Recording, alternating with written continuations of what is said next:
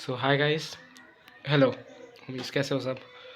तो अभी एकदम डर का माहौल है, मतलब लाइक शोक सभा टाइप, जैसे कोई डेथ सेरेमनी हो जाती है, कुछ उस तरीके का मेरा सीन है। एकदम शांत and no no sign of happiness. Paper अच्छा नहीं गया है मेरा। And मैं ये नहीं कहूँगा पेपर डिफ़िकल्ट था मेरे लिए, पेपर मॉडरेट था, इजी टू मॉडरेट में था। स्टार्टिंग तो उसका बहुत अच्छा हुआ मेरे लिए, बट भाई लेंदी लगा मुझे पेपर, मैं नहीं कर पाया 3 घंटे में।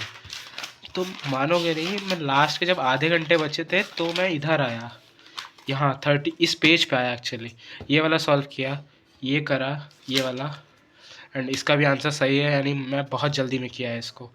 और ये भाई मतलब ये वाला सेक्शन तो बहुत ही बेकार था मेरे लिए, एनजाइटी पीक पे थी मेरे लिए। मैं नहीं कर पाया इसको। लास्ट के 3 क्वेश्चन मेरे बहुत गंदे गए हैं। ये वाला का आंसर मैंने लास्ट के 2 मिनट में लिखा है, मतलब मैंने कर लिया था, बट फिर मुझे आंसर याद नहीं आ रहा था, मतलब समझ नहीं आ रहा था कि किस पॉइंट में मैं फंस रहा हूँ।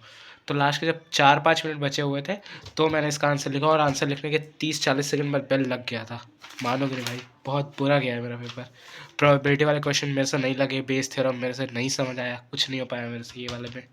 ये वाला भी मैंने किया है, बट आई डोंट नो सही है या नहीं। लास्ट के इस पेज के बाद से मैं गारंटी नहीं दे सकता कि मुझे मार्क्स मिलेंगे, इसको छोड़ के। ये वाला क्वेश्चन कर लिया था, ये वाला मेरे से नहीं हुआ। प्लस भाई अगर लाइक सेट 3 वालों में ये वाला क्वेश्चन पक्का होगा, मेरे को बताओ ये इसका आंसर क्या आया था?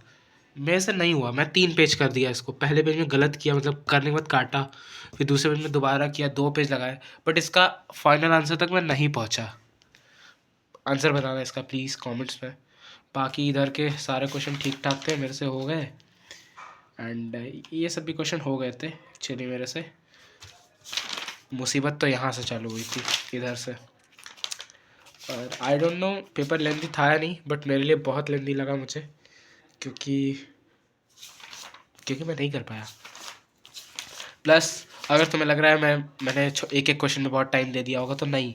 मैंने 15 मिनट में, जो स्टार्टिंग का रीडिंग टाइम मिलता है 15 मिनट में, मैंने उसमें एमसीक्यूज़ कर लिए थे। मतलब ये 18 एमसीक्यूज़ हैं, 18 इधर तक। तो मैंने मैक्सिमम का आंसर मैंने 15 मिनट में देख लिया था कि क्या क्या होने वाला है। जो कुछ क्वेश्चन थे वो मैंने छोड़े हुए थे, लाइक इसमें ये मेरे को नहीं समझ आ रहा था थोड़ा सा। बाकी ये सॉल्व करने का था, तो मैंने सोचा इसको डायरेक्ट करेंगे। बाकी ये भी निकाल दिया था, ये वाला भी आ गया था मेरे को। ऑर्डर एंड वो वाला क्वेश्चन है, डिफ्रेंशिएट करना था इसको। तो ये सब हो गया था मैक्सिमम क्वेश्चन मेरे से। इसका आंसर भी इजी था, मैंने 15 मिनट के रीडिंग टाइम में इसको कर लिया, इसको कर लिया। तो जैसे ही मेरे को राइटिंग टाइम स्टार्ट हुआ, मैं 5-10 मिनट लगे होंगे, मैंने सारे एमसीक्यू लिख दिए, मतलब फर्स्ट सेक्शन कंप्लीट ही कर दिया था असर्शन रीज़न के साथ। फिर भी आई डोंट नो क्यों मेरे को इतना टाइम लगा। लास्ट के सेक्शन में मेरे पास टाइम ही नहीं बचा। ऑल्दो कुछ लोगों का और भी पेपर छूटा है, बट पता नहीं कैसे हो गई मेरे से ये गलती। मैंने सैम्पल पेपर नहीं लगाया था, कुछ रिवाइज़ नहीं किया, मतलब सैम्पल पेपर नहीं किया था मैंने, तो मेरे को पता नहीं था कि मेरे लिए इतना लेंदी हो जाएगा ये। और तुम्हारा क्या था, कैसा था वो बताओ तुम। मैं मार्क्स भी नहीं बता सकता कितना एक्सपेक्ट कर रहा हूँ मैं, क्योंकि लास्ट का सेक्शन तो भाई एकदम गया, मतलब समझ जाओ। बीप नहीं लगा रहा मैं यहाँ पे, तो समझ जाओ। और इधर का तो ठीक ही था सब। क्वेश्चन पेपर हार्ड नहीं था, बट लेंदी था। जिन्होंने 3 घंटे की प्रैक्टिस नहीं करी थी, जिनकी स्पीड और कंसिस्टेंसी उतनी सही नहीं थी, मेरा टाइम मैनेजमेंट बेकार था यार। तो this is my opinion over the paper और माई एक्सपीरियंस ऑफ एग्ज़ाम। तुम अपना कमेंट्स में बताओ कैसा गया कैसा नहीं।